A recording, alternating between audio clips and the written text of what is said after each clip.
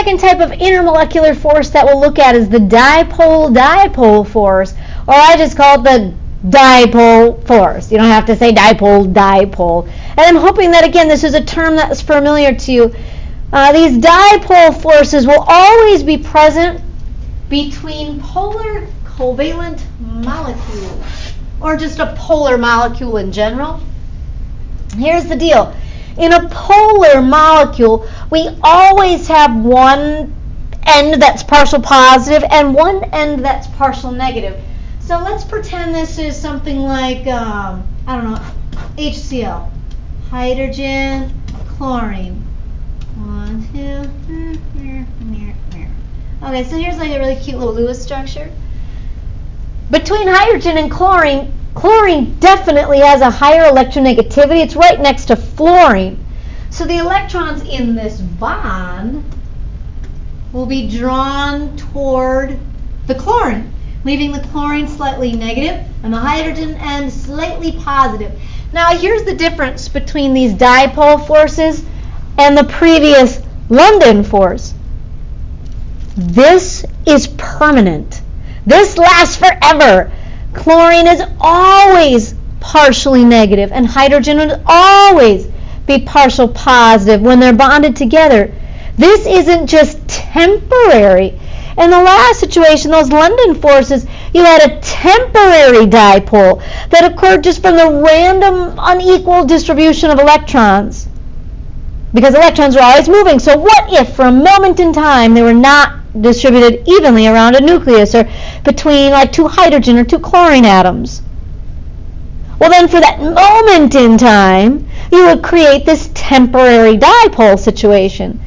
That's not what happens here. With polar molecules, you will always have an end that's partial positive and partial negative. So now let's say you got a whole bunch of these molecules kind of close to each other. They'll orient themselves to maximize the attractive forces and minimize the repulsive forces. So you'll always have a situation that kind of looks like this.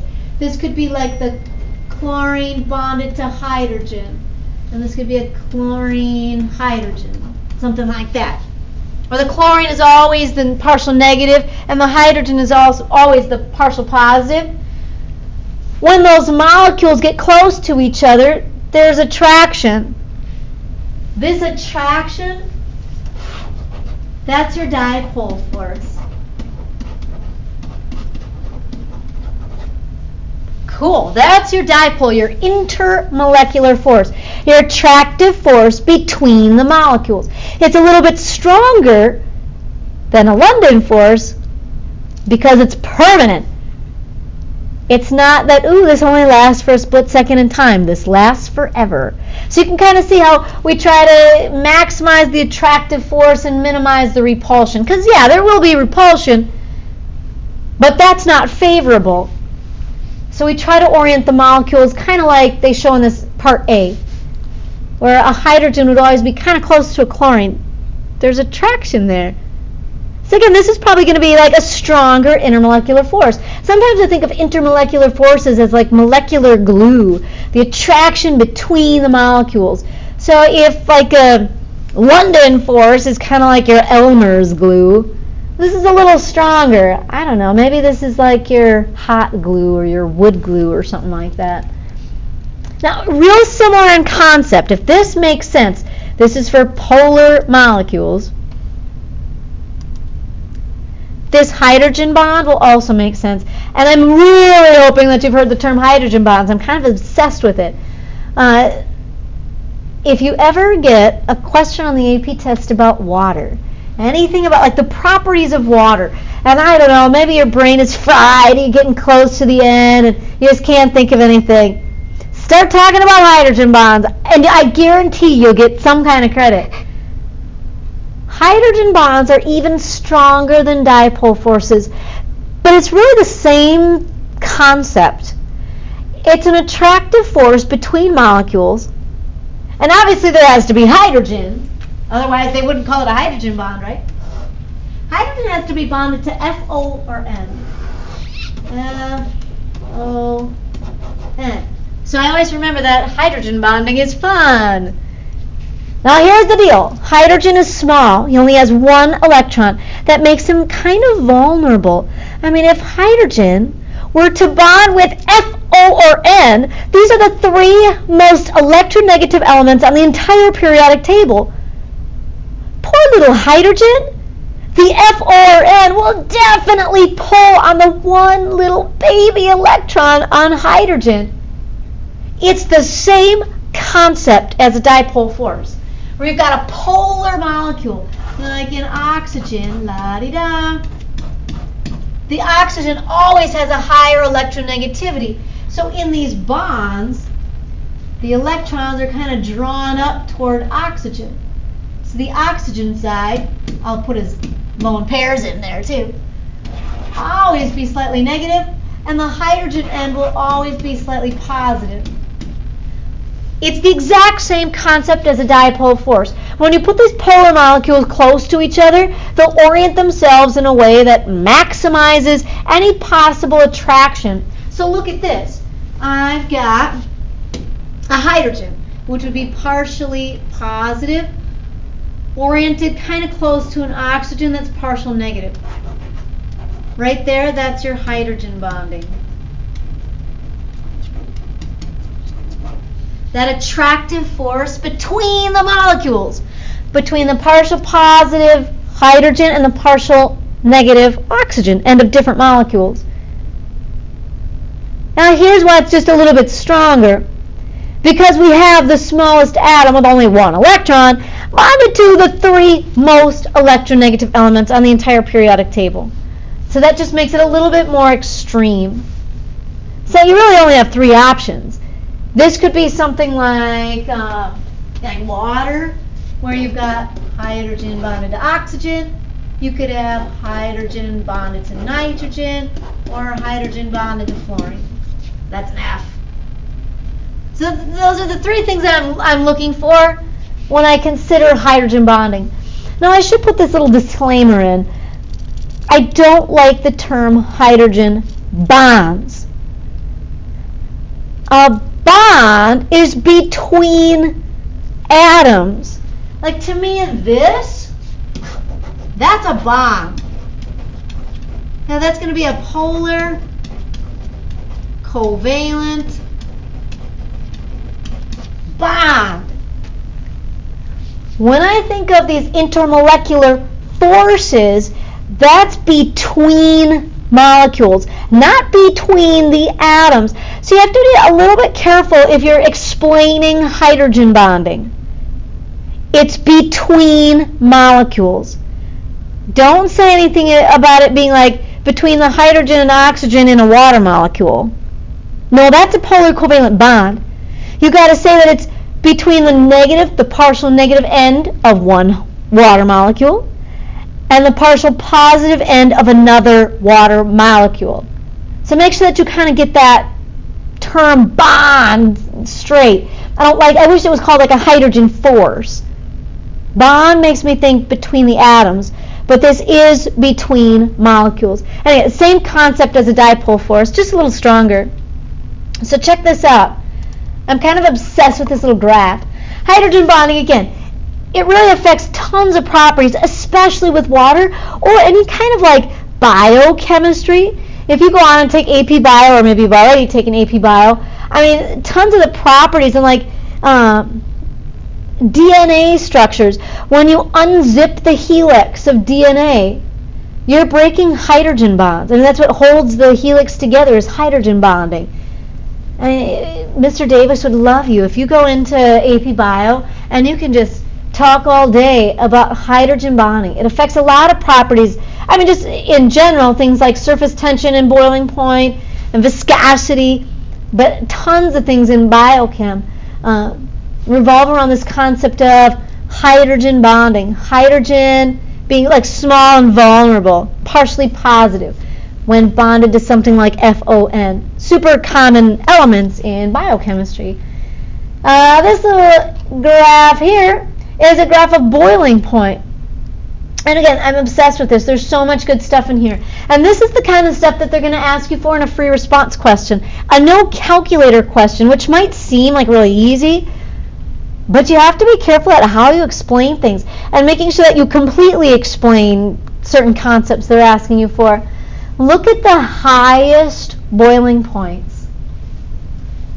Cool.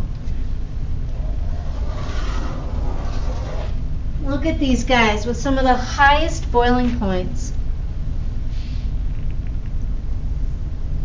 Can you see what kind of intermolecular forces they're going to all have? Yeah, you got it. Hydrogen bonds. This is hydrogen bonded to FON. So this is all going to be hydrogen bonding. Cool.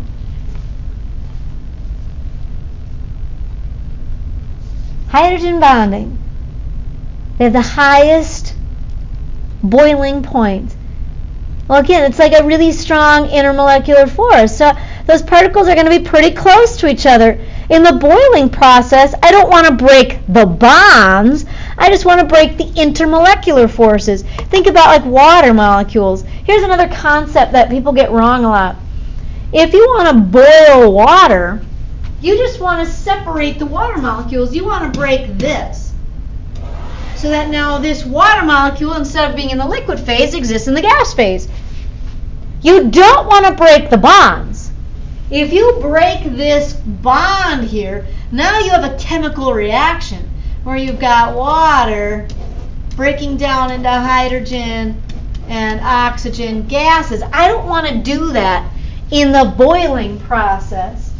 No, I don't want to do that. That's not boiling. Or freezing for that matter.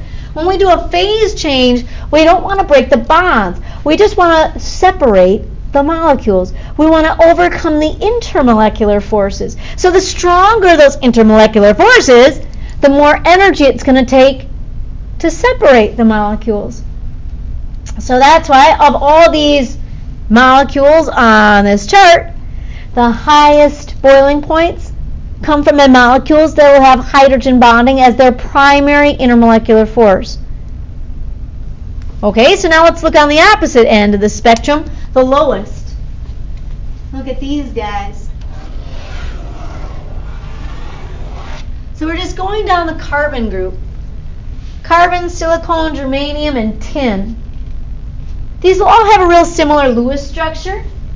And I should have my carbon, or whatever it is, with his 4 valence electrons. Oh yeah, this is easy. I'll hook on the 4 hydrogens. Hydrogen. Hydrogen. This should be a nonpolar molecule. Nonpolar molecule. They're all nonpolar molecules. They'll all have a very similar Lewis structure. The carbon-hydrogen bond itself is polar, but they're all arranged at equal angles around the center atom. So those polar bonds kind of cancel out. And overall, this would be a tetrahedral shape, completely nonpolar, all equal bond angles. Same thing with all these guys. In a nonpolar molecule, the primary intermolecular force would be those London forces.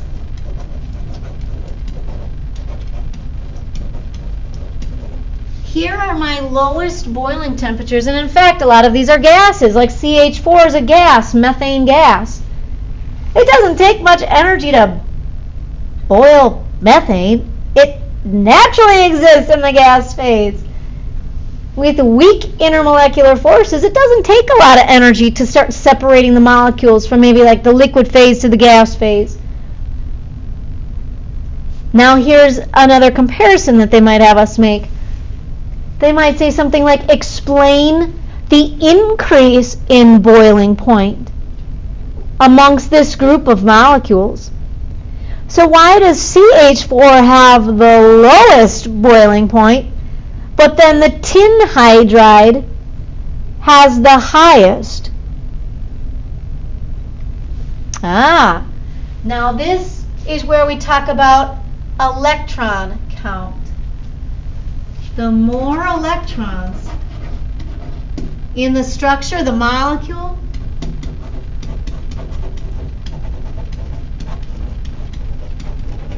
The more electrons we have, the greater the polarizability.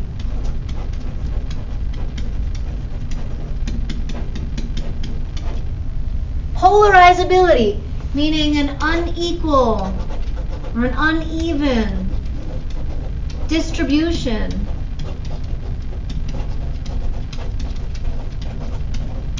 of electrons, a temporary unequal distribution of electrons. Okay, so remember we kind of said that with, I think it was the noble gases, the example that they used earlier in the study guide. Well, even with a molecule, as you have more and more electrons in the molecule, the greater the chance that they could be unevenly distributed around the nucleus, temporarily. So if I have tin, well, tin is number what, like 50? Versus carbon, number 6. With more electrons, there's a greater chance that they could just be unequally distributed for that moment in time, creating the chance of a partial positive or partial negative, creating a slight attractive force between the molecules. Now in the center, these guys are my polar molecules, things like H2S. Let's see if I just quick sketch my Lewis structure. This is a bent molecule, a polar molecule, similar to H2O, but sulfur has a little weaker electronegativity than oxygen. So in concept it's very similar, but oxygen's going to create a stronger partial negative. Or let's say I have like HCl. I think we mentioned that guy earlier. Again, that's a polar molecule. So these guys being polar molecules,